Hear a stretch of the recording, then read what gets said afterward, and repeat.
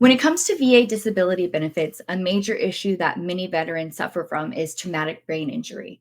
So, how do you get service connected for traumatic brain injury, and what evidence do you need?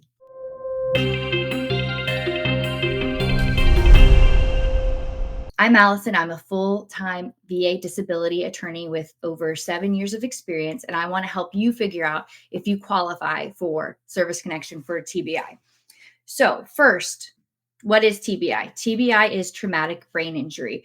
Basically, it means that if you have a traumatically induced physiological disruption of brain function, characterized by at least loss of consciousness, a loss of memory, either before or after the incident, a loss of any alteration in your mental state at the time, like if you're dazed, disoriented, confused, any of those can constitute as a traumatic brain injury, which would be a TBI. And a lot of times that we see this would be veterans who are overseas and they run into an IED and they're in their vehicle and they get blown out and hit their head, or they're in a tank and hit their head. Anything where you're having contact, your brain is having severe contact, and you get any of those symptoms, it could be considered a TBI. So, how do you get diagnosed with a TBI?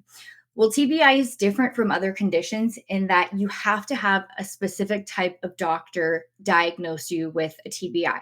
And that can be either a neurologist, a neurosurgeon, a psychiatrist, or a physiatrist. So, any of those doctors can diagnose you with a traumatic brain injury. Or it can be a practitioner who has specialized in TBI and has passed the testing, but usually it's one of those four doctors that we see diagnose TBI. So you have your diagnosis. How do you prove that the TBI occurred?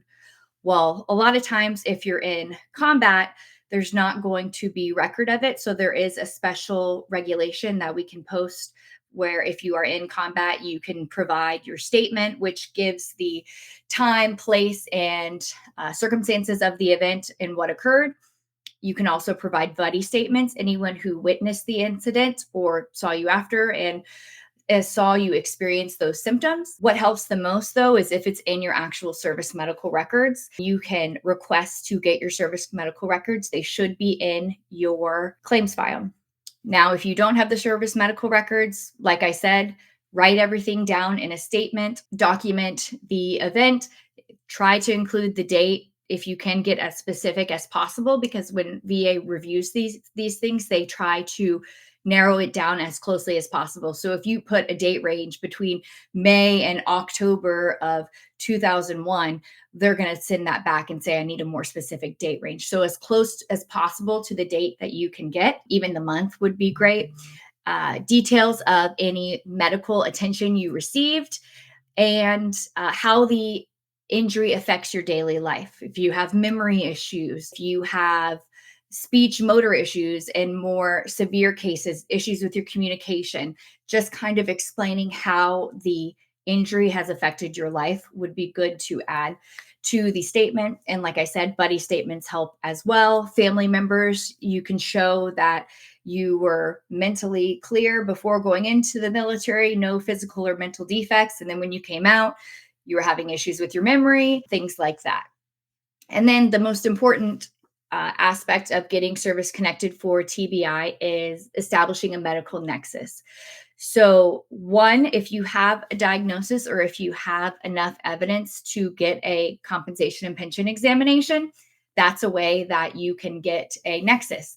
Another way would be to get that doctor, that psychiatrist, that neurologist, neurosurgeon, or physiatrist to write a medical nexus statement, basically saying that they reviewed your statements that you sent, any service medical records, and they see your current condition, and that it is at least as likely not that what happened to you in service caused the TBI.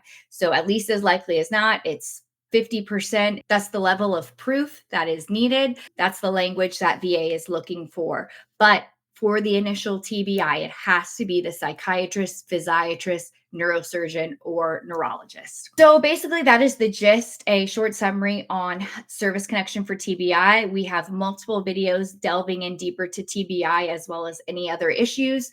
Just make sure you subscribe to our channel so you don't miss any new videos, as well as our lives on Wednesday.